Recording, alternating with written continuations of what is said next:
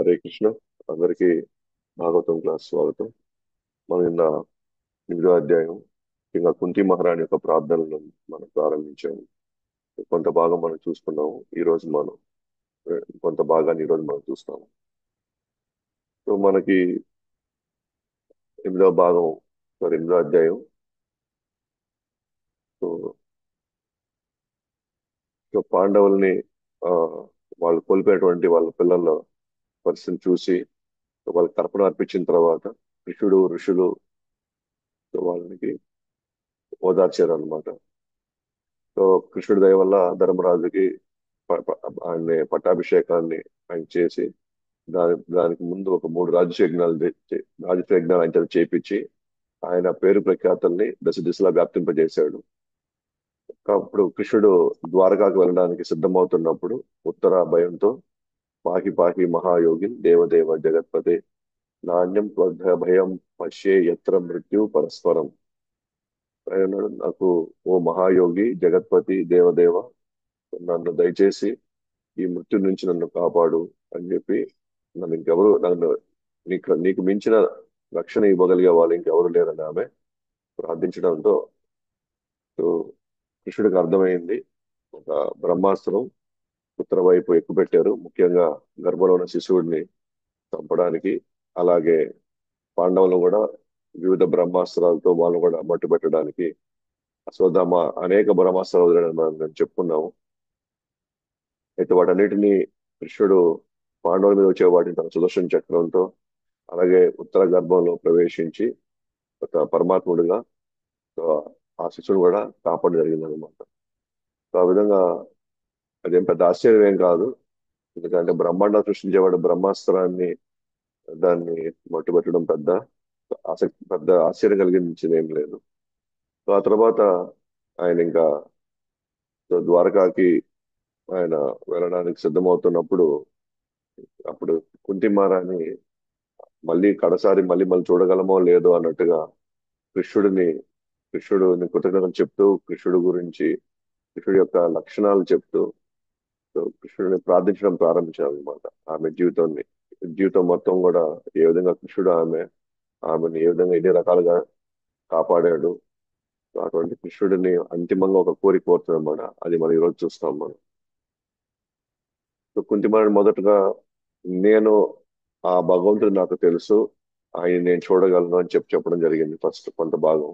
తర్వాత నేను దేవకి వసుదేవుల కంటే నేను చాలా అదృష్టవంతురాలని. ఎందుకంటే వా- వాళ్ళ పిల్లల్ని కృష్ణుడు కాపాడలేకపోయినా సరే నా పిల్లల్ని మాత్రం అనేకమైనటువంటి పరిస్థితుల నుంచి మమ్మల్ని కాపాడి ఈ రోజు అశ్వత్థామ వదిలిన బ్రహ్మాస్త్రం నుంచి కూడా మా పిల్లల్ని కాపాడేటువంటి కృతజ్ఞత భావంతో చెప్తూ ఆ ప్రమాదాలు లేదా ఆ విపత్తులన్నీ కూడా నన్ను కృష్ణుడిని గుర్తు చేసుకోవడానికి కృష్ణుని తలుచుకోవడానికి నాకు అవన్నీ ఉపయోగపడాయి. కాబట్టి అలాంటి ప్రమాదాలు లేదా విపత్తులు మళ్ళీ మళ్ళీ జరిగితే నేను నిరంతరంగా ఆయన తలుచుకునే అవకాశం నాకు దొరుకుతుంది. అట్లా నేను జన్మ మృత్యు చక్రం నుండి నేను విడుదల అవకాశం నాకు దొరుకుతుందని, దయచేసి అటువంటి విపత్తులు మళ్ళీ మళ్ళీ జరగాలని ఆమె కోరుకుంటున్నాను. మనం చెప్పుకున్నాను నిన్న, అలాంటి విపత్తులు మనమైతే కోరుకోలేము, మన స్థితిలో కూడా లేము. కానీ ఖచ్చితంగా విపత్తులు అనేది మనకు ఒక అవకాశం, మనం భగవంతుడు తలుచుకోవడానికి ఒక అవకాశం అని చెప్పి మనం భగవంతుడి మీద ఇంకా ఆధారపడి ఇంకా బలంగా ఆయన పాదాలను గట్టిగా పట్టుకునే ఒక సందర్భాలే తప్ప విపత్తులు అనేది మనం అది ఒక దురదృష్టంగాను లేకపోతే అవి మన జీవితాలకి అనవసరంగా మన జీవితాలని చిందరవందర చేస్తున్నాయి, మన జీవితాలను అస్తవ్యస్తం చేస్తున్నాయి, మనం భయపడాల్సిన అవసరం కూడా లేదన్నమాట. వచ్చింది స్వీకరించడమే. ఎందుకంటే అది మనం కర్మలు చేయడం వల్ల మనకి ఇటువంటి ఒక పరిస్థితులు వచ్చాయి.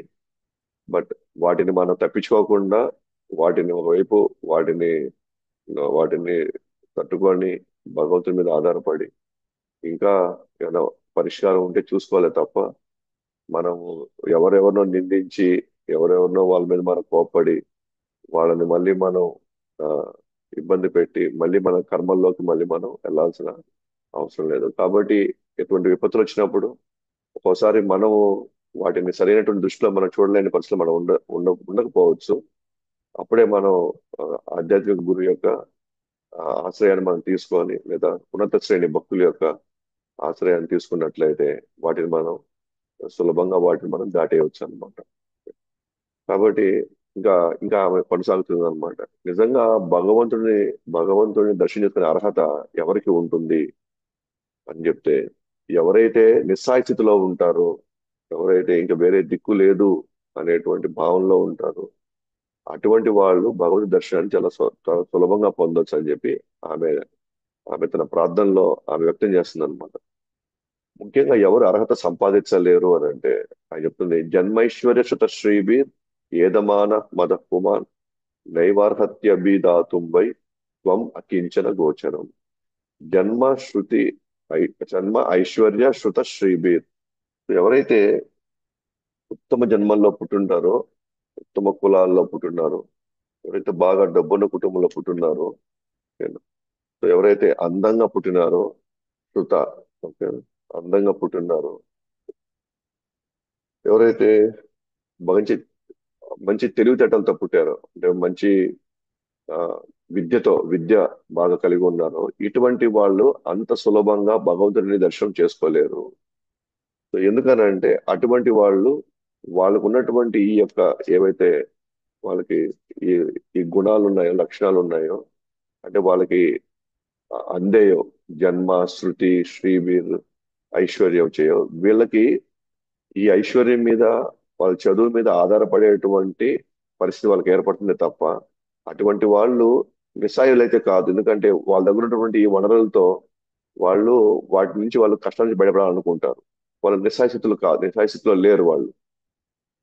ఎవరైతే అకించన గోచరం అంటే ఎవరైతే అసలు ఇవేవీ లేని వాళ్ళు ఎవరైతే ఉంటారో వాళ్ళకి ఎక్కువ అవకాశాలు ఉంటాయి. ఎందుకంటే వాళ్ళకి ఇంక వేరే దిక్కు లేదు కాబట్టి, ఎవరి మీద ఆధారపడే పరిస్థితి లేదు కాబట్టి. ఎందుకంటే వాళ్ళ దగ్గర డబ్బు లేదు, వాళ్ళ దగ్గర అందం లేదు, వాళ్ళ దగ్గర విద్య లేదు, వాళ్ళ దగ్గర ఐశ్వర్యం లేదు, ఏం లేదు వాళ్ళ దగ్గర. కాబట్టి ఇంకా వాళ్ళకి ఒకటే దిక్కు కనిపిస్తుంది. ఇంకా వాళ్ళకి ఇంకా వేరే వేరే ఎటువంటి మార్గం కనబడినప్పుడు అటువంటి వాళ్ళ ప్రార్థన తీవ్రంగా ఉంటుంది కాబట్టి భగవంతుడు కూడా వాళ్ళని ఆ, త్వరగా వాళ్ళకి దర్శనం ఇస్తాడు అన్నమాట. కాబట్టి దాని అర్థం ఏంటి అని అంటే, అట్లాంటి డబ్బులు ఉండకూడదా, లేకపోతే మనం చదవకూడదు అంటే అది కాదు పాయింట్ అనమాట. ఇవన్నీ ఉన్నా కూడా మనం అర్థం చేసుకోవాల్సింది అంటే ఇవన్నీ ఎప్పటికైనా మన నుంచి దూరం అయిపోతాయి. మనం ఎప్పటికైనా మన వీటిని మనం కోల్పోవాల్సిందే. కాబట్టి మనం అవి ఉన్నా లేకపోయినా మనం మనం భగవంతుడిని నిత్యం ఆశ్రయిస్తే ఇవి కోల్పోయే సమయంలో కూడా మనం అవి పోతున్నాయనే భయం కానీ లేదా బాధ కానీ మనకి ఉండదన్నమాట మనకి. సో ఎప్పటికైనా వెళ్ళిపోతాయి అనేది, ఎప్పటికైనా ఇవి కోల్పోతున్నది, ఇది సత్యం. ఇది మనం ఎవరు దాన్ని అంగీకరించం. ఓకేనా? ఇది పోదు అని చెప్పడానికి క్లెయిమ్ లేదు, ఖచ్చితంగా పోతాయి. కాబట్టి అవి పోయేటప్పుడు మన నుంచి దూరం అయ్యేటప్పుడు మనం ఎంత బాధకి ఎంత క్షోభకు అనుభవిస్తామో మన అందరికీ తెలుసు. బట్ అవి పోయే లోపల మనం ఏం చేయాలా? భగవంతుని ఆశ్రయం తీసుకొని భగవంతుని మీద పూర్తిగా మనం శ్రద్ధ పెట్టి మనం భగవంతుని వేడుకోగలిగితే, భగవంతుని తోడు పెట్టుకోగలిగితే, ఈయన నన్ను ఎప్పటికీ శాశ్వతంగా ఉంటాడు కాబట్టి అప్పుడు ఒకవేళ అవి వెళ్ళిపోతున్నా కూడా మనం అంత బాధకి అంత క్షోభకి మనం లోను కావన్నమాట. సో కాబట్టి కావున ఇక్కడ ఆమె చెప్పే విషయం ఏంటంటే, నిజమైన అర్హత అంటే ఏంటంటే వాటి మీద ఆధారపడకుండా కేవలం భగవంతుడినే మీద ఆధారపడేటువంటి వాళ్ళకి భగవంతుడు త్వరగా దర్శనమిస్తారు. అందుకనే శుద్ధ భక్తుల దగ్గర కించన గోచరం అంటే వాళ్ళు భౌతికంగా పూర్తిగా వాళ్ళు విసిగి వేసారిపోయారు వాళ్ళు. అంటే కోరికలు కోరుకొని మళ్ళీ వాటిని మనం పొంది అవి మళ్ళీ కోల్పోయి మళ్ళీ వాటిని మనం దూరం చేసుకొని, కోరుకున్నప్పుడు వచ్చినప్పుడేమో ఆనందంగా ఉంటూ పోయినప్పుడేమో అంత క్షోభకు గురవుతూ, ఇవన్నీ చూసి చూసి చూసి వాళ్ళకి విసిగి చెందిపోయారు అనమాట. విసిగి చెందిపోయి ఎవరు అసలు శాశ్వతమైన వారు ఇక్కడ ఎవరున్నారు, ఎవరిని ఆశ్రయిస్తే నేను శాశ్వతంగా నేను ఆనందంగా ఉంటాను, వాళ్ళు ఎవరో తెలుసుకొని వాళ్ళకి శరణాగతి పొందగలిగితే, ఓకేనా, అటువంటి శుద్ధ భక్తులు వాళ్ళ దగ్గర ఉన్న ఒకే ఒక ఐశ్వర్యం అంటే భక్తి అనే ఒక ఐశ్వర్యం వాళ్ళ దగ్గర ఉందన్నమాట. ఓకేనా? ఆ ఉన్న కారణంగా ఆ భక్తి అనే ఐశ్వర్యం ఉంది వాళ్ళ దగ్గర. ఈ భౌతిక ఐశ్వర్యం లేదు వాళ్ళ దగ్గర, కానీ ఆధ్యాత్మిక ఐశ్వర్యం ఎవరైతే ఉన్నారో, ఒకవేళ ఒక్కోసారి వాళ్ళు తెలియకుండా ఒకవేళ వాళ్ళు అపరాధం చేసినా కూడా భగవంతుడు అలాంటి వాళ్ళకి శాంతంగానే వాళ్ళకి క్షమిస్తాడు అనమాట వాళ్ళని. ఎందుకంటే అది పొరపాటు జరిగినటువంటి ఇది అంటే ఒకవేళ వాళ్ళు తప్పు చేసినా కూడా. కాబట్టి ఎవరైతే మోక్షం కోసం ప్రయత్నిస్తారో వాళ్ళని భగవంతుడు రక్షిస్తాడు. సో వాళ్ళని కడదాకా ఉండి వాళ్ళకి అవకాశాన్ని కూడా ఇప్పిస్తాడు. కాబట్టి ఎవరికి అర్హత ఉంది అని అంటే భగవంతుని దర్శనం చేసుకోవడానికి మోక్షం వైపు ఎవరైతే ప్రయత్నిస్తారో సో వాళ్ళకి ఈ అవకాశం మాత్రం ఉందన్నమాట. అంటే ఇక్కడ భగవంతుడు ఒకరిని ఒకరిని మాత్రం ఒకరిని మోక్షం వైపు నడిపించాలని ఆయన యొక్క ఉద్దేశం లేదు. ఒకరిని కావాలని భౌతిక స్థితిలో పెట్టాలని ఆయన ఏం లేదు. ఇదంతా కూడా ఆయనకి ఎవరు సంబంధం లేదు. ఇది మనం కోరుకోవాలి. నాకు మోక్షం కావాలన్నా లేకపోతే ఈ భౌతిక ఐశ్వర్యాలు కావాలన్నా. సో మోక్షం కావాలనుకుంటే భగవంతుడు వచ్చి మనకు కావాల్సినటువంటి ఆ రక్షణ ఇస్తూ మనల్ని అటువైపు ప్రయాణం చేశాడు. నాకు ఐశ్వర్యం కావాలి అని అంటే భగవంతుడు వాటికి కావాల్సిన ఏర్పాట్లు కూడా చేస్తాడు. మోక్షం వచ్చిన వాళ్ళు తిరిగి రారు. బట్ ఐశ్వర్యంలో కోరుకునే వాళ్ళు ఇక్కడికడే కొట్టుమిట్లు అంటారు. కాబట్టి ఆమె అంటుంది నువ్వు కాలానివి. కాలం అంటే ఏంటి అంటే నువ్వు అందరినీ సమానంగానే నియంత్రిస్తావు. అంటే భక్తుడైనా సరే అభక్తుడైనా సరే భగవంతుడికి సమానంగానే చూస్తాడు. బట్ ఇక్కడ భక్తుడు కోరుకుంటున్నాడు కాబట్టి భగవంతుడు వాళ్ళకి ఎక్కువ వాళ్ళ వైపు చూస్తాడు. కానీ ఎవరైతే అది మోక్షం కోరుకోవట్లేదో వాళ్ళు ఇంకా ఇక్కడ అనుభవించాలనుకుంటున్నారు భగవంతుడు వాళ్ళ వైపు చూడాల్సిన అవసరం లేదు. కానీ భక్తుడైనా చనిపోవాల్సిందే, అభక్తుడైనా చనిపోవాల్సిందే. ఎందుకంటే కాలం ప్రకారంగా ఆయన అందరినీ సమానంగానే చూస్తారు. సో ఎవరైతే ఆయన మీద ఆధారపడాలనుకుంటారో వాళ్ళ మీద భగవంతుడు ఎక్కువ రక్షణ ఇస్తాడు. ఎవరైతే ఆధారపడాలి వద్దనుకుంటున్నారో వాళ్ళకి భగవంతుడు రక్షణ ఇవ్వాల్సిన అవసరం లేదు. అది మనం కోరుకుంటేనే. భగవంతుడు కావాలి మనకి ఇష్టం లేకపోయినా ఆయనకు రక్షణ ఎందుకు ఇవ్వాలనుకుంటాడు. ఎలాగైతే ఎవరన్నా మనకి ఇద్దరు పిల్లలు ఉన్నారు అనుకోండి. ఒక పిల్లవాడు వచ్చేసి నాన్న అమ్మా, నా పని నేను చేసుకోగలను అనుకున్నప్పుడు సరే నాన్న చేసుకో అంటాడు. ఇంకో బిడ్డ వచ్చేసి నాకేం తెలియదు, మీరే నాకు నాకు చూపించాలి, మీరే నాకు చెయ్యాలి అన్నారు అనుకోండి. మీరే నాకు దగ్గరుండి నన్ను ఆ, నాకు ఇవన్నీ నాకు చేసి ఇవ్వాలి అన్నారు అనుకోండి. అప్పుడు తల్లిదండ్రులు ఆ బిడ్డ మీద పెడతారు శ్రద్ధని. ఎందుకంటే తను వ్యక్తం చేశాడు నాకు మీ సహాయం కావాలి అని. ఏ బిడ్డ అయితే లేదు నేను చూసుకోగలను అనుకున్నాడో అప్పుడు ఆ బిడ్డని సరే నువ్వు చూసుకో అంటున్నారు. ఇప్పుడు ఎవరైతే రక్షణ కోరారో వాళ్ళని భగవంతుడు చూసుకుంటున్నాడు. ఎవరైతే మాకు అవసరం లేదు, మా దగ్గర డబ్బులు ఉన్నాయిలే, మా దగ్గర ఆ, ఐశ్వర్యం ఉంది, లేదా మా దగ్గర విద్య ఉంది, మా దగ్గర జ్ఞానం ఉంది, మేము వాటితో మేము జీవితాన్ని మేము గడపగలము, మాకు ఎవరి అవసరం మాకు లేదనుకునే వాళ్ళకి భగవంతుడు ఎందుకు చేయాలి? చేయడు అనమాట. కానీ కానీ కాలంలో మాత్రం అందరికీ సమానంగానే చూస్తాడు. బట్ మనం కోరుకుంటే మన వైపు ఆయన ఉండి మనకు చేయాల్సింది చేస్తాడు. లేనప్పుడు ఆయన మనం పట్టించుకోవాల్సిన అవసరం ఆయనకి లేదనమాట.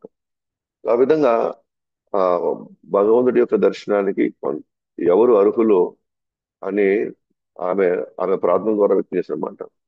తర్వాత ఆమె వ్యక్తం చేస్తుంది నిజంగా నీ యొక్క లీలలు నన్ను విస్మయానికి గురి చేస్తున్నాయి. నన్ను ఎట్లాంటి విస్మయానికి గురి చేస్తున్నాయి? ఏనా? అందరూ నువ్వు సమానంగా ఉన్నప్పటికీ కూడా నువ్వు సమానంగా ఉన్నప్పటికీ కూడా అందరికీ నువ్వు సమానంగా ఉన్నప్పటికీ కూడా అందరు కొంతమంది కానీ జనులు మాత్రం నిన్ను పక్షపాతంగానే చూస్తున్నారు. కొంతమందినేమో నువ్వు గొప్పలు చేస్తున్నట్టు, కొంతమంది నువ్వు పేదరికంలో పెడుతున్నట్టు, కొంతమందినేమో నువ్వు వాళ్ళకి మంచి తెలివితేటలు చేయట్టు నువ్వే పెట్టేవేమో, కొంతమందికి అసలు తెలివి లేకుండా చేసేవని కొంతమంది పక్షపాతం చూస్తారు. కానీ యాక్చువల్గా నువ్వు అందరికీ నువ్వు సమానంగా చూసేవాడివేనే నువ్వు అని చెప్పి చెప్తున్నాను. ఎందుకని తర్వాత సూర్యుడు ఉన్నాడు అనుకోండి. సూర్యుడు తన తన యొక్క కిరణాలు అందరికీ సమానంగానే ఉంటుంది. ఎక్కడున్న వాళ్ళందరికీ సమానంగానే పంచుతాడు. అంతేకాదు సూర్యుడు ఉదయిస్తే వాళ్ళు ఈ మతం వల్ల ఆ కులం వల్ల లేకపోతే ఈ జంతువు లేకపోతే ఆ పక్షి లేదా ఆ చెట్ట ఏం లేదు, అందరికీ సమానంగా ఉంటుంది. కాకపోతే ఆ యొక్క సూర్యుడు కిరణాలు మనం ఉండే స్థితిని బట్టి మనం దాన్ని చూస్తాం అనమాట. మనం ఉండే స్థితిని బట్టి. ఇప్పుడు ఇప్పుడు ఒక వ్యవసాయి ఉన్నాడు అనుకోండి, వ్యవసాయం చేసే వ్యక్తి ఉన్నాడు అనుకోండి. సూర్యుడు ఉదయించగానే తనకి ఆనందం వస్తుంది. తను సూర్యుడు ఉదయించడం తనకి ఎంతో ఆనందాన్ని ఇస్తుంది. ఎందుకంటే సూర్యుడు తనకి ఒక కొత్త దాని ఏమంటే తన జీవితానికి తను ఎంతో ఆ, ఉపయోగపడబోతున్నాడు. ఎందుకంటే ఆయన సూర్యుడు ఉదయిస్తేనే కదా వాళ్ళు పంటలు నీట్గా పండించగలుగుతారు. దానివల్ల ఒక లాభం వస్తుంది. కాబట్టి వాళ్ళు ఎప్పుడు ఆ సూర్యుడిని వాళ్ళు ఆహ్వానిస్తారు. సో వాళ్ళకి ఎంతో ఆనందం ఉంటుంది. బట్ అదే సూర్యుడే ఓకేనా, దొంగలకి కష్టం తీసుకొని వస్తాడు. ఎట్లా? ఎందుకంటే ఆయన వెలుగులో దొంగతనం చేయలేరు కదా వీళ్ళు.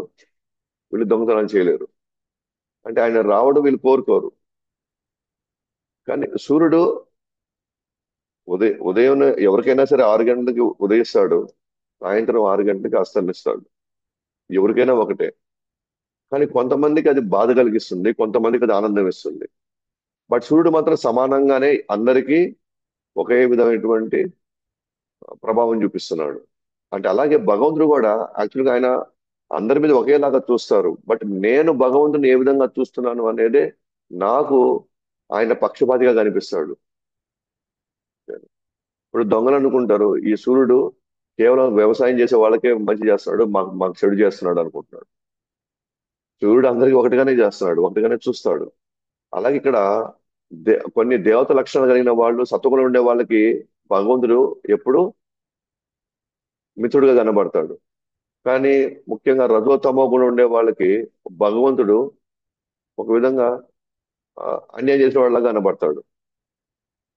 కానీ భగవంతుడు అందరికీ సమానంగానే చూస్తాడు అనమాట. కాబట్టి ఇక్కడ చాలా కొంతమంది నిన్ను పక్షపాతిగా చూస్తారు, కానీ యాక్చువల్గా నువ్వు మాత్రం అందరినీ సమానంగానే చూస్తావు అని చెప్పి కుంటిమారని ఆమె ప్రార్థనలు చెప్తుంది అనమాట. అంటే నీ లీలలు ఎవరికి అర్థం కావు. నీ యొక్క లీలలు అచింత్యమైనవి. అంటే దాన్ని సరైనటువంటి చైతన్యం ఉన్న వాళ్ళు మాత్రమే వాళ్ళు నిన్ను అర్థం చేసుకోగలుగుతారు తప్ప అందరూ నిన్ను అర్థం చేసుకోలేని స్థితిలో అందరూ లేరు అన్నాడు. ఉదాహరణకి నాకే ఒక్కోసారి ఇది చాలా ఆశ్చర్యం కలిగిస్తుంది, చాలా విస్మయానికి గురవుతున్నాను నేను అంటాడు. నువ్వు పుట్టుక లేని వాడివి. నువ్వు నీకు అసలు ఏ కార్యం చేయాల్సిన అవసరం ఇక్కడ లేనే లేదు. అంటే నువ్వు పుట్టుక లేని వాడివి అయినా నువ్వు ఇక్కడ పుడుతున్నావు. నువ్వు మళ్ళీ అసలు నీకు జన్మ అంటూ లేదు, కానీ మళ్ళీ నువ్వు జన్మ తీసుకున్నట్టుగా మాకు లీలలు చూపిస్తున్నావు.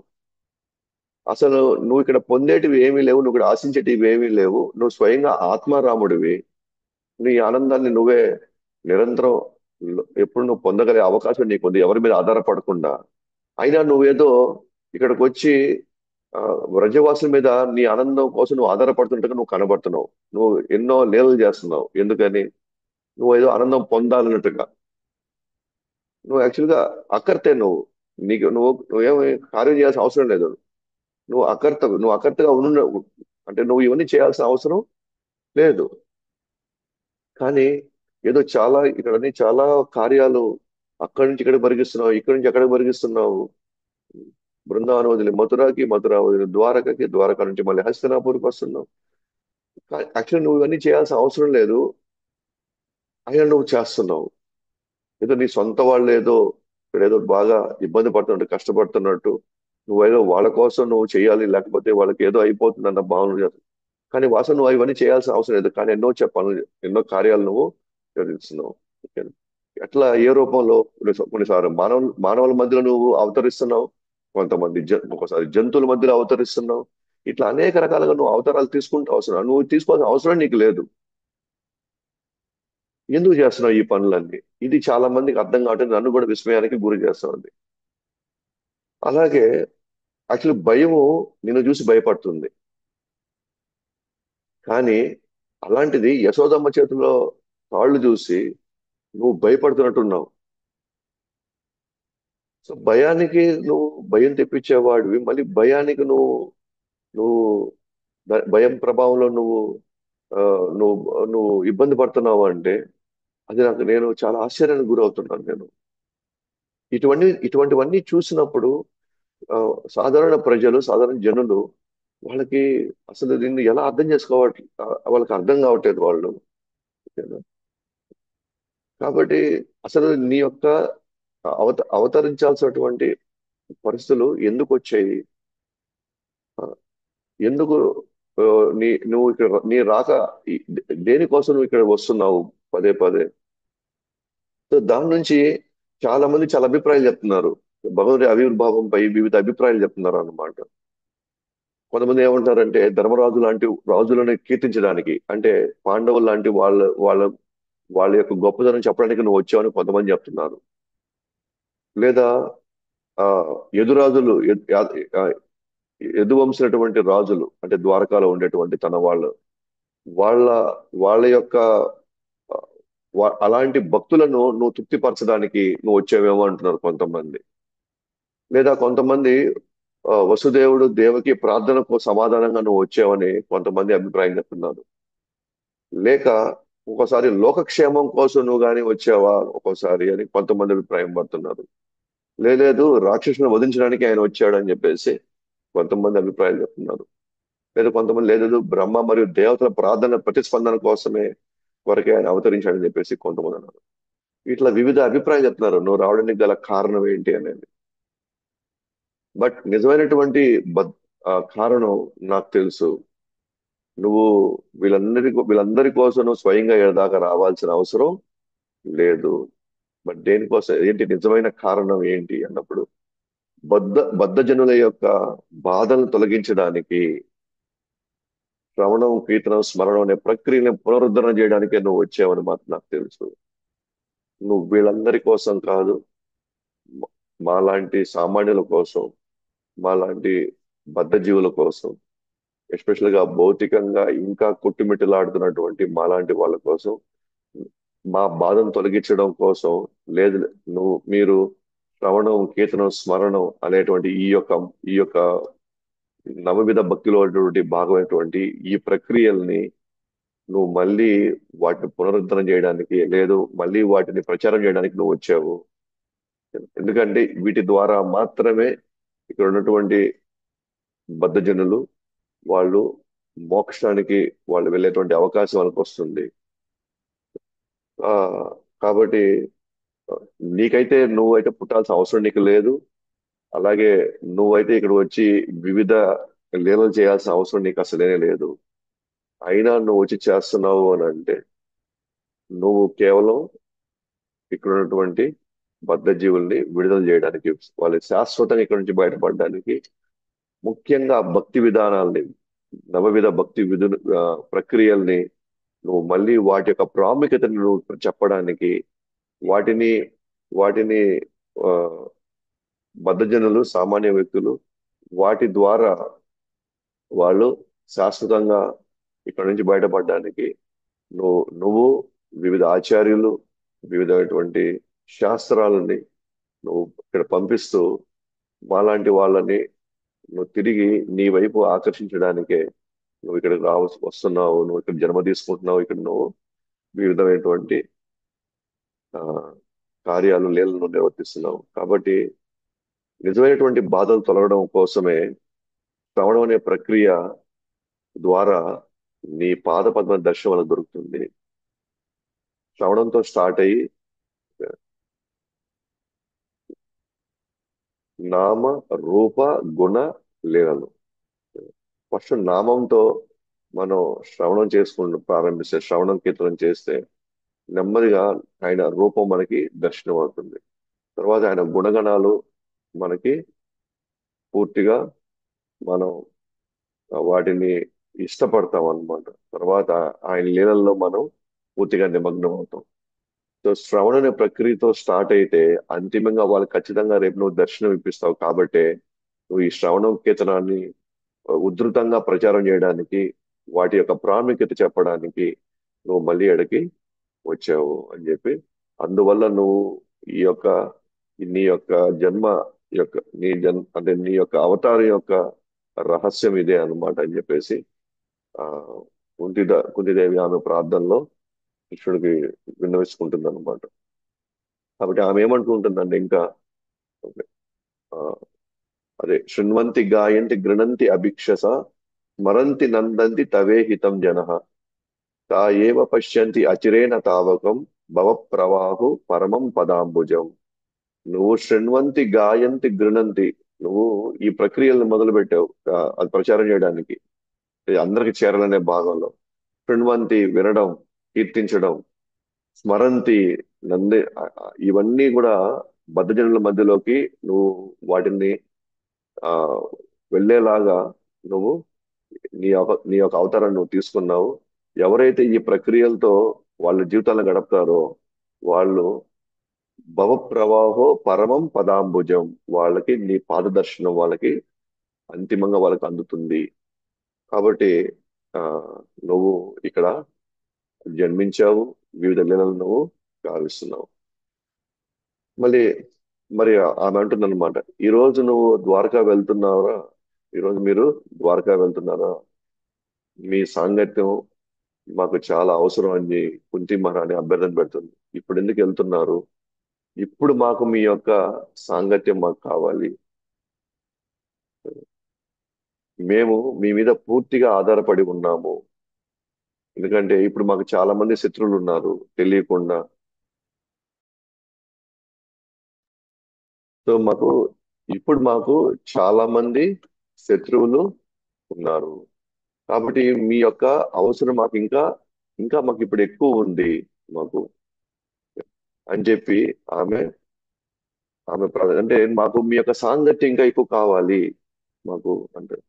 అంటే ఉదాహరణకి ఆ, ఇప్పుడు కృష్ణుడు అనొచ్చు, ఇప్పుడు ఎందుకు నా సాంగత్యం ఎందుకు, నేను మీ అబ్బాయిని మీ పాండవుల్ని కదా ఇప్పుడు నేను ఆ మొక్కటం లేని రాజులుగా వాళ్ళకి ఇప్పుడు నేను ప్రపంచాన్ని నేను చూపించాను. వాళ్ళకి నేను పట్టాభిషేకం చేసి వాళ్ళని ఎలమలను కదా. మీకు ఇంకా భీముడు ఉన్నాడు కదా, మీకు ఇంకా అర్జునుడు ఉన్నాడు మీ వైపు, ఇంకా ధర్మరాజు ఉన్నాడు. ఇంతకంటే గొప్పవాళ్ళు, ఇంతకంటే ఆ శక్తివంతమైన వాళ్ళు, ఇంకా వాళ్ళు మహా వాళ్ళు కురుక్షేత్ర యుద్ధాన్నే వాళ్ళు పూర్తిగా అంతమంది ఆ, సైనికులు ఏది కౌరవుల వైపు ఉన్నప్పటికీ కూడా వీళ్ళకంటే ఎక్కువ మంది కౌరవుల వైపు ఉండి, పైగా భీష్ముడు ద్రోణాచార్యులు వంటి కర్ణుడు లాంటి యోధులు ఉన్నా కూడా అలాంటి వాళ్ళని కూడా మీ మీ పాండవులు వాళ్ళందరినీ వధించి ఓడించి వాళ్ళ కలిపి మీరు రాజ్యం మీరు కైవసం చేసుకున్నారు కదా. మరి అంతకంటే అంటే శక్తిమంతులు కదా మీ వాళ్ళు. మీకు నా అవసరం ఏముంది అసలు? ఎందుకంటే వాళ్ళు అత్యంత శక్తిమైనటువంటి రాజులు వాళ్ళు. కాబట్టి నేను ఉండాల్సిన అవసరం ఏం లేదు ఇక్కడ. నేను ఉండాల్సిన అవసరం లేదు. అందుకే నేను వెళ్తున్నాను, నా పని అయిపోయింది, చేయాల్సింది నేను చేసేసాను. ఇప్పుడు నేను చేసుకోవాల్సిన అక్కడ ఇంకొన్ని కార్యాలు ఉన్నాయి ద్వారకాలో. కాబట్టి నా మీద ఆధారపడాల్సింది ఏముంది అని చెప్పి ఒకవేళ కృష్ణుడు ఈ విధంగా ఆమెని ఆమెతో ఈ మాటలు కానీ వినిపించుకున్నట్టుంటే అప్పుడు అంటారు, ఆ కుంతి మహారాణి అంటారు, పాండవులు యదువులు మీరు లేకుండా ప్రాణం లేనటువంటి ఇంద్రియాలు లాంటి వాళ్ళు. లేదా మీకు ఇంద్రియాలు కోల్ ఆ, ఇంద్రి ఆ, ఆత్మ ఆత్మ యొక్క ఉనికి లేకుండా ఇంద్రియాల యొక్క ఉనికి లేనే లేదు. కాబట్టి అట్లాగే మీరు లేకపోతే ఈ పాండవులు ఈ యదువులు వీళ్ళెవరు అసలు ఏమీ చేయలేరు. మీరు ఉంటేనే వాళ్ళకి ప్రాణం ఉంటుంది, వాళ్ళ శక్తి ఉంటుంది. మీరు వెళ్ళిపోతే వాళ్ళ ప్రాణాలు వాళ్ళు మొత్తం, వాళ్ళకి ఇంకే వాళ్ళ శక్తే ఉండదు ఇంకా అన్నట్టుగా ఆమె వినిపించుకుంటుంది అనమాట. ఉదాహరణ మనం కానీ గమనిస్తే జనరల్ గా మనలాంటి బద్ధజీవులు ఇటువంటి పరిస్థితుల్లో మనం ఏమంటాం, ఇప్పుడు అంతా సరిదిద్దిపోయింది, ఇంకా అన్ని మనకు కావాల్సినవన్నీ భగవంతుడు సమకూర్చాడు అని మనం ఒకవేళ ఒక స్థితిలో మనం అనుకున్నాం అనుకోండి. ఇప్పుడు భగవంతుడు ఇంకా నేను ఇచ్చి నీకు సరిపోయింది కదమ్మా, మీకు అంతా ఇంకా ఓకే కదా, ఇంక నేను వెళ్ళొచ్చా అన్నప్పుడు మనం ఏమంటాం, అవును స్వామి, ఇంక అన్ని చక్కదిద్దుబడ్డాయి, ఇంక నాకు చాలు అని చెప్పి అలాగే మీరు వెళ్ళరండి సార్ అంటాం మనం, మనలాంటి వాళ్ళు. కానీ కుంతి మహారాణి ఏమంటుందంటే, ఇవన్నీ సమకూర్చినా కూడా వీళ్ళెవరు నాతో శాశ్వతంగా ఉండరు. పాండవులు శక్తిమంతులు అయి ఉండొచ్చు, యదువులు శక్తిమంతులు అయి ఉండొచ్చు, కానీ నన్ను వీళ్ళు లేదా వీళ్ళ వీళ్ళను అసలు ఏమాత్రం నన్ను కాపాడలేరు. కాబట్టి నాకు నువ్వే కావాలా, నువ్వు ఉంటేనే వీళ్ళందరూ కూడా శక్తిమంతులు అవుతారు, మేమంతా కూడా ఎంతో ఆనందంగా ఉంటాం. అంటే భగవుడి యొక్క సాంగత్యాన్ని ఆమె గుర్తించింది. భగవంతుడు మనతో పాటే గాని ఉంటే మనకి ఏమీ జరగదు అన్న విషయాన్ని ఆ, కృష్ణుడే స్వయంగా అన్నాడు, మీకు ఇంకేం కావాలి ఇంకా? మీ మీ పుత్రులు తెలివైన వాళ్ళు, ధైర్యవంతులు, బలవంతులు. ఓకేనా? వాళ్ళు వాళ్ళు ఉంటే నీకు చాలదా అంటే, లేదు, వీళ్ళు ఎవ్వరున్నా సరే, ఉన్నా సరే, వీళ్ళు నన్ను రక్షించలేరు. వీళ్ళు నాకు నువ్వు తప్ప, నాకు ఇంకా వీళ్ళెవరు కూడా ఇక్కడ నన్ను కాపాడలేరు. ఇది అన్నమాట శుద్ధ భక్తుల యొక్క కన్విక్షన్. ఏంటంటే ఇవన్నీ ఎప్పటికైనా నా నుంచి దూరం అవుతాయి. ఈ రోజు నేను బలంగా ఉండొచ్చు, ఈ రోజు నేను ఐశ్వర్యంతో ఉండొచ్చు, ఈ రోజు నేను ఆరోగ్యకరంగా కూడా నేను ఉండొచ్చు. కానీ శుద్ధ భక్తుడు ఎప్పుడు అవగాహన ఉంటాడు అనమాట. ఏవి నాయి కాదు, ఎప్పటికైనా ఇవి దూరం అయితే, కాబట్టి భగవంతుడు ఉంటే నాకు ఇవన్నీ ఉన్నట్టే అనేటువంటి విషయాన్ని బలంగా అతను నమ్మి ఉన్నాడు కదా. అప్పుడు ఆమె ఉంటుంది, మీరు వెళ్ళిపోతే, మీరు వెళ్ళిన తర్వాత మా రాజ్యం కళంతా కోల్పోతుంది, ఇంకా ఇక్కడ ఏమీ ఉండదు. ఇక్కడ అందరం ప్రాణం లేని వ్యక్తుల్లాగా ఇక్కడ జీవించాల్సిందే. ఇక్కడ ప్రాణం లేని వ్యక్తులు అంటే ఏమవుతుంది? కృష్ణుడు గాని దూరం అయితే మళ్ళీ మనం భౌతిక జీవన విధానంలో మళ్ళీ వాటి మీద ఆధారపడడం ప్రారంభిస్తాం. ఆటోమేటిక్ గా మనం మనం నిర్జీవుల్లాగే, ఇప్పుడు ఎట్లా మనం ఒక మిషన్ లాగా పనిచేస్తున్నాం అంతే తప్ప, ఇ- సాధారణంగా ఎవరి జీవితాల్లో అనురాగాలు, ప్రేమలు, ఇవన్నీ క్షీణించిపోయేసి ఏదో బతకాలి కాబట్టి బతకాలి. ఏదో ఓ, మనం పుట్టాం కాబట్టి ఏదో ఒక విధంగా మనకి తినడానికి సంపాదించుకోవాలా, కొద్దిగా అలసిపోతే పడుకోవాలా, ఏదో కొంచెం ఎంటర్టైన్మెంట్, కొంచెం ఏదో ఆనందం కోసం సినిమాలు, షికార్లు వీటి చూసుకొని పోవాలా. అంతకు మించి ఇక్కడ ఉన్న వాళ్ళకి ఎటువంటి అవగాహన లేదు. అంటే ఒక విధంగా చెప్పాలంటే జీవమే లేదు అసలు ఇక్కడ. ఎట్లయితే చెట్లు పెరుగుతున్నాయి, జంతువులు పెరుగుతున్నాయి, జంతువులు కూడా తిరుగుతా ఉన్నాయి, అట్లనే మనుషులు మనం తిరుగుతా ఉన్నాం అన్నమాట. జీవం ఎప్పుడు ఉంటుంది అంటే అది భగవంతుడి కోసం జీవించినప్పుడు, భగవంతుడి కోసం మనం ఉత్సవాలు చేసినప్పుడు, భగవంతుని దర్శించుకున్నప్పుడు, భగవంతుడి కీర్తనలో మనం ఉత్సాహంగా మనం కీర్తన చేసి నృత్యం చేసినప్పుడు అప్పుడు జీవం ఉంటుంది. లేకపోతే ఆ రాజ్యంలో కానీ ఆ ఇంట్లో కానీ ఎటువంటి కళ అనేది ఉండదు అనమాట. సో అంతిమంగా అంటున్నారు, కృష్ణ, దయచేసి నాకు పాండవులు మరియు యదువులపై నాకున్నటువంటి అనుబంధాన్ని విడదీసేసేయి. నాకున్న అనురాగం, నాకు ఏది అనుబంధం, నాకు ఏదైతే వాళ్ళతో ఉన్నటువంటి ఆసక్తి ఏదైతే ఉందో దాన్ని విడగొట్టేసేయి. అంటే నేను వాళ్ళ మీద ఆధారపడడం అనేటువంటి ఆ యొక్క అంశంలో దయచేసి నన్ను విడదీసి, అంటే నన్ను వాళ్ళ మీద ఆధారపడే విధంగా దయచేసి నన్ను ఆ స్థితిలో ఉంచొద్దు. లేదా వాళ్ళ నుంచి నేనేదో ఆశించేటువంటి అటువంటి మనసు, అటువంటి హృదయం నాకు వద్దు. దయచేసి వాటన్నిటిని నువ్వు విడదీసేసేయి, వాటిని నువ్వు కట్ చేసేయి, నాకు వాళ్ళతో వద్దు. మరి నాకు కావాల్సింది ఏంటంటే వాళ్ళ మీద నాకు అనురాగం వద్దు, వాళ్ళ మీద నాకు ఆసక్తి వద్దు.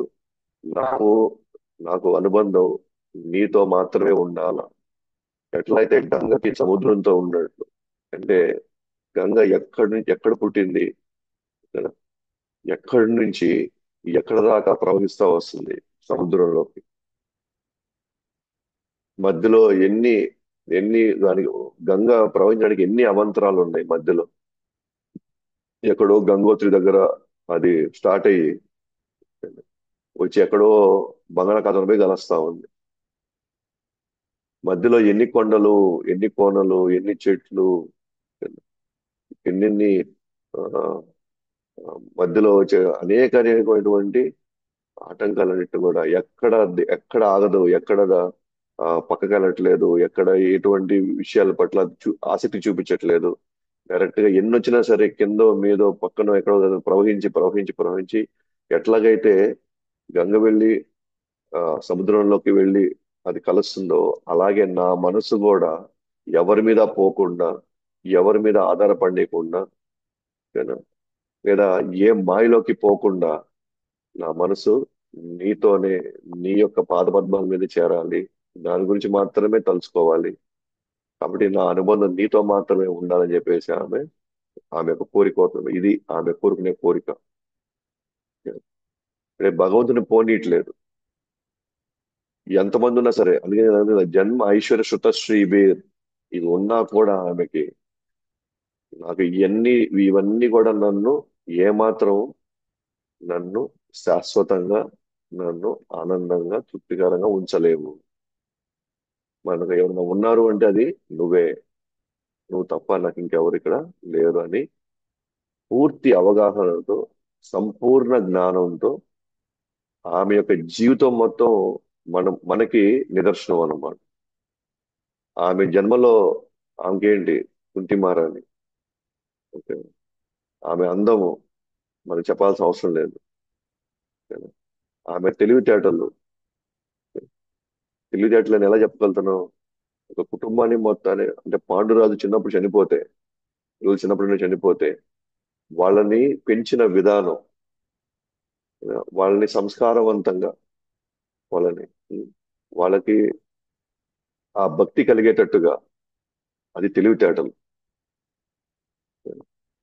ఇంకా ఆమె వేద జ్ఞానం తెలిసినప్పుడు విద్య అంతకంటే మించిన విద్య ఉంది అక్కడ. సో ఇవన్నీ ఉన్నప్పుడు కూడా ఇవి కాదు, ఏదైనా ఏదైనా ఆ, ఇవి కాదు నాకు శక్తిని ఇచ్చింది, ఇవి కాదు నాకు ఇవన్నీ ఈ యొక్క అర్హత నాకు ఇచ్చింది, నాకు సామర్థ్యం ఇచ్చింది, ఇవన్నీ కాదు. ఏది వీళ్ళందరినీ చూసుకొని వీళ్ళందరినీ తీర్చడానికి వీలు కాదు. నాకు అన్ని విధాలుగా, అన్ని పరిస్థితుల్లో నన్ను నన్ను మాత్రం కృష్ణుడు మాత్రమే వీటన్నిటిని నాకు చక్కదిద్ది పెట్టాడు. నా తెలివితేటలు కాదు, నా యొక్క ఐశ్వర్యం కాదు, నా యొక్క బలం కాదన్నమాట ఇవన్నీ చేసింది, ఇది కృష్ణుడే అనేటువంటి అవగాహనతో, సంపూర్ణ జ్ఞానంతో ఆమె మొదటి రోజు నుంచి చివరి రోజు దాకా ఆమె పూర్తి స్థాయిలో ఆమె యొక్క స్థితిని మనకి ఈ ప్రార్థన ద్వారా మనకి వివరిస్తున్నారు అనమాట. కాబట్టి అంత ఆలకించినటువంటి కృష్ణుడు తిరుమంద హాసంతో ప్రతిస్పందించి ద్వారక వెళ్ళడానికి సిద్ధమవుతుండగా ధర్మరాజు యొక్క ప్రేమపూర్వక అభ్యర్థన మేరకు కృష్ణుడు విరమించుకుంటాడు. ఇవన్నీ వినిన తర్వాత కృష్ణుడు ఇంకేమి ప్రతిస్పందించకుండా, అంటే ఇంకేం మళ్ళీ ఆమె మాట్లాడకుండా జస్ట్ ఒక ఒక నవ్వు మాత్రం నవ్వాడు అనమాట. అంతే. ఇంకా ఆయన సరే అని చెప్పి ద్వారకాకు వెళ్ళిపోతున్నప్పుడు మళ్ళీ ఇంకొన్ని రోజులు ఉండమని చెప్పి ధర్మరాజు ఆయన్ని వేడుకుంటాడు అనమాట. ఇంకొన్ని రోజులు ఉండు అని చెప్పి ఎంతో ప్రేమపూర్వకంగా ఆయన అభ్యర్థన ఆయన చేస్తాడు అనమాట. ఇంకా మళ్ళీ భక్తుడు కోరుకున్నాడు కదా, భక్తులంతా అంత ప్రేమపూర్వకంగా వాళ్ళు అభ్యర్థిస్తారు కాబట్టి మళ్ళీ కృష్ణుడు ఉండిపోతారు అనమాట. మళ్ళీ ఇంకొన్ని రోజులు మళ్ళీ, అంటే తనకి ఎన్ని పనులున్నా సరే, తనకు నిర్వర్తించిన ఎన్ని బాధ్యతలున్నా సరే, ఒక భక్తుడు కోరుకున్నప్పుడు మాత్రం అది తాను నిర్వర్తించాల్సిన కార్యక్రమాలు కూడా పక్కన పెట్టి తన భక్తుడి కోసం ఆగిపోతాడు అనమాట. ఎందుకు ధర్మరాజు ఆగిపోమన్నాడు, ఎందుకు ఇంకొన్ని రోజులు ఉండమన్నాడు అని అంటే, ధర్మరాజు ఒక వ్యధ ఉండిపోయింది అనమాట.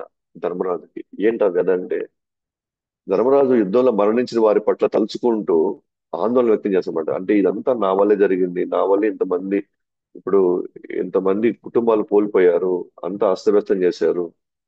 అంటే మాలో ఉన్న లోభమే, మాలో ఉన్న మోహము, ఆ రాజ్యాన్ని ఎలాగైనా కైవసం చేసుకోవాలనే మా వల్లనే ఇంతమంది ఉన్నారు. పైగా ఎస్పెషల్ గా గాంధారి, ధృతరాష్ట్రుడు తన 100 మంది పుత్రులు పోగొట్టుకున్నారు. వాళ్ళని చూసే నాకు చాలా చాలా బాధేస్తుంది, చాలా కష్టం వేస్తా ఉంది అని రోజు రోజు కుమిలిపోతున్నాడు అనమాట లోపల లోపల ఆయన. మనకు తెలుసు ధర్మరాజు లేదా పాండవులకి పూర్తి అర్హతలు ఉన్నాయన్నమాట. ఆ రాజ్యం వీళ్ళదే, వీళ్ళ నుంచి వాళ్ళు కొట్టేశారు అని. ఆ రాజ్యాన్ని మళ్ళీ వాళ్ళు కైవసం చేసుకునే దాంట్లో ఎటువంటి అధర్మం ఏమి లేదు. పూర్తి ధర్మబద్ధంగానే, న్యాయంగానే అన్ని యుద్ధ ధర్మాల్ని పాటిస్తూనే చేశారు అన్ని కూడా. కానీ లోపల తను ఒక భక్తుడు కాబట్టి ధర్మరాజు కూడా తాను లోపల లోపల కుమిలిపోతున్నాడు అనమాట. తాను ఆ, ఎవరు చెప్పినా ఓదార్చబడ్డాను. ఈవెన్ వ్యాసుడు చెప్పాడు, కృష్ణుడు కూడా చెప్పాడు అనమాట. ఓదార్చడం వాళ్ళ వాళ్ళ వాళ్ళ తరం కాల. నీదేం తప్పు లేదు, మీదేం తప్పు లేదు, ఓకేనా. ఇదంతా కూడా మనం వాళ్ళకి అవకాశం కూడా ఇచ్చాము, 5 ఊర్లు ఇవ్వమని చెప్పాము, అయినా కూడా వాళ్ళు వాళ్ళే యుద్ధానికి ఉసిగొల్పింది. మన మన తప్పు ఎక్కడ ఉంది? మనం యుద్ధం నివారించడానికి మనం ప్రయత్నించాం. రెండోది ఆత్మ జ్ఞానం ఇవ్వడానికి ప్రయత్నించారు. ఇవన్నీ కూడా ఎవరు చనిపోవట్లేదు అక్కడ. అందరూ శరీరాలు నాశనం అవుతాయి కానీ మనకి ఇవన్నీ కూడా ఆ, ఆత్మలో ఎప్పుడు శాశ్వతంగా ఉంటాయని అది ఇచ్చాడు. కానీ ఇవేవి కూడా ఆయన ఓదార్చలేకపోయినాయి. అతను ఎంతసేపు నేను చాలా పాపాత్ముడిని, నరకం కూడా నాకు ఉపశమనం ఇవ్వదు. ఆ కాబట్టి తను ఓదార్చడం ఎలాగా, ఏంటి?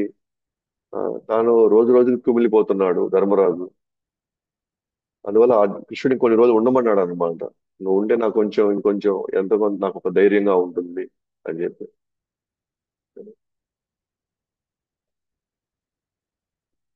ఆయన అంటున్నాడు, ఎవరైతే ఆ యోధులు యుద్ధ రంగంలో ఉన్నటువంటి ఆ సైనికులు కోల్పోయారో వాళ్ళ ఆడవారికి కలిగించినటువంటి నొప్పి ఓదార్చలేనిది. అదే ఆ కుటుంబాలు చిన్నాభిన్నం అయిపోయినాయి. ఆ కుటుంబాల యొక్క వాళ్ళు పడేటువంటి ఆవేదన, ఆ కష్టము, అది ఏం చేసినా అంటే ఎన్ని రకాల మార్గాలు, అంటే యజ్ఞాలు చేసినా వాళ్ళ గురించి ఏ విధంగా వాళ్ళకి మనం కాంపన్సేట్ చేసినా కూడా ఓకేనా?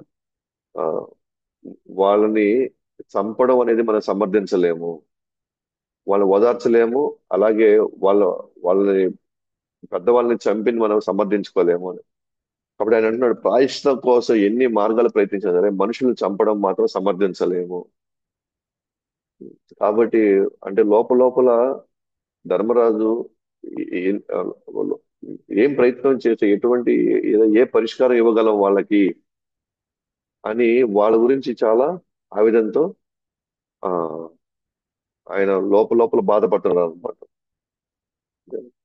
కాబట్టి ఇప్పుడు ఈ విధంగా ఉమ్, మదన పడుతున్నటువంటి ఈ ధర్మరాజుకి ధర్మరాజుని కృష్ణుడు ఇప్పుడు వాళ్ళని భీష్ముడి దగ్గరికి తీసుకెళ్తాడు అనమాట. భీష్ముడి దగ్గరికి. సో భీష్ముడి దగ్గరికి వెళ్ళి భీష్ముడి దగ్గరికి పరిచయం చేసి భీష్ముడు వాళ్ళతో మాట్లాడిన తర్వాతే అప్పుడు ధర్మరాజు ఓదార్చబడతాడు అనమాట.